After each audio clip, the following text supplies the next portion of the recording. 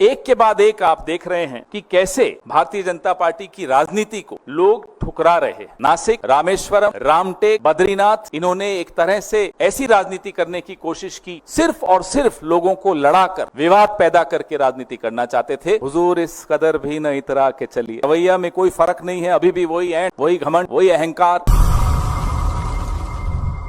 उपचुनाव के नतीजे आपके सामने हैं। प्रधानमंत्री जी आज शायद किसी विवाह में शामिल हों, उनके चेहरे पे आज मुस्कान नहीं होगी, अच्छा नहीं लगता, लेकिन नहीं होगी, अब क्या कर सकते हैं। ये उपचुनाव जो 13 सीटों पर हुए, बहुत महत्वपूर्ण, हर उपचुनाव, हर चुनाव महत्वपूर्ण होता है, बहुत महत्वपूर्ण चुनाव थे। दूसरी बार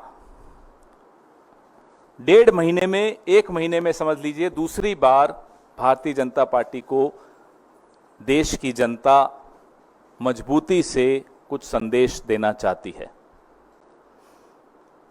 लोकसभा चुनाव में संदेश बहुत स्पष्ट था, हुजूर इस कदर भी न इतरा के चलिए। अब 1 महीना हो गया, लोगों ने देखा रवैया में कोई फर्क नहीं है, अभी भी वही ऐंठ, वही घमंड, वही अहंकार।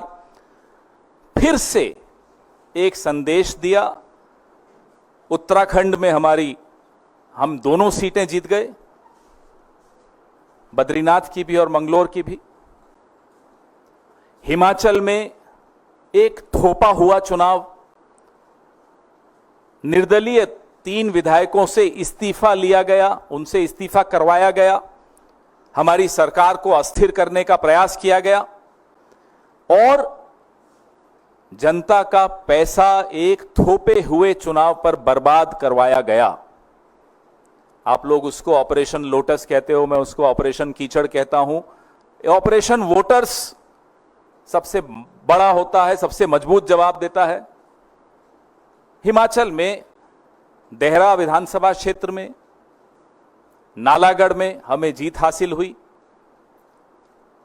हमीरपुर हम हारे हैं, लेकिन ये तीनों सीटें ऐसी हैं जिसमें असेंबली इलेक्शन में, विधानसभा चुनाव में इंडिपेंडेंट्स जीते थे, कांग्रेस नहीं जीती थी। इस बार कांग्रेस ने 3 में से 2 जीत ली हैं।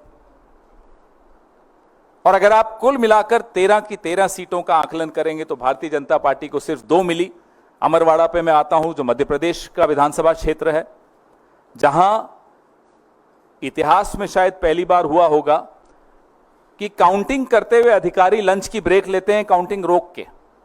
पूरा अमला, पूरा प्रशासन जुट जाता है कांग्रेस को हराने के लिए।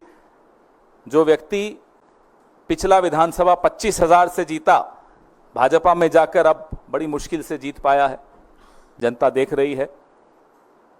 इन तमाम विधानसभा क्षेत्रों के वोटर्स का हम कांग्रेस पार्टी की तरफ से हार्दिक धन्यवाद देते हैं उन्हें कि उन्होंने सबक सिखाया उन लोगों को जो षड्यंत्र कर रहे थे संविधान को कमजोर करने का, संविधान को बदलने का, और चुनी हुई सरकारों को अस्थिर करने का जो षड्यंत्र रच रहे थे, उनको एक करारा जवाब आज जनता ने दिया है।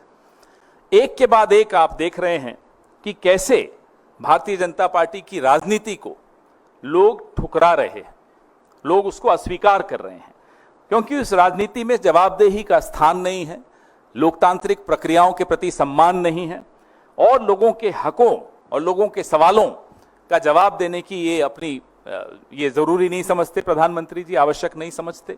वो घमंड, वो आपको इनकी राजनीति में दिखता है। मंगलोर का मैं उदाहरण देना चाहूंगा, खास तौर पे चुनाव के दिन वहां किस तरह का प्रयोग करने की कोशिश की, वो आपके सामने है। कैसे मुस्लिम मतदाताओं को रोकने की पूरी कुचेष्टा की गई, उनका हक है वोट देना, वो उनको रोका गया।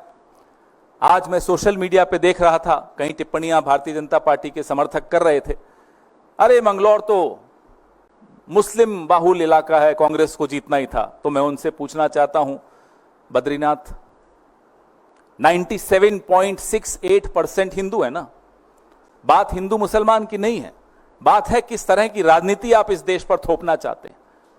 वो ये देश स्वीकार नहीं करेगा। अयोध्या में जो हुआ आपने देखा, नासिक, रामेश्वरम, रामटेक, बद्रीनाथ, ऐसे तमाम ऐसे कई कई और मैं उदाहरण दे सकता हूं जहां इन्होंने एक तरह से ऐसी राजनीति करने की कोशिश की जिसमें लोगों की रोजमर्रा की जिंदगी से जुड़ी हुई कोई बात का स्थान नहीं था।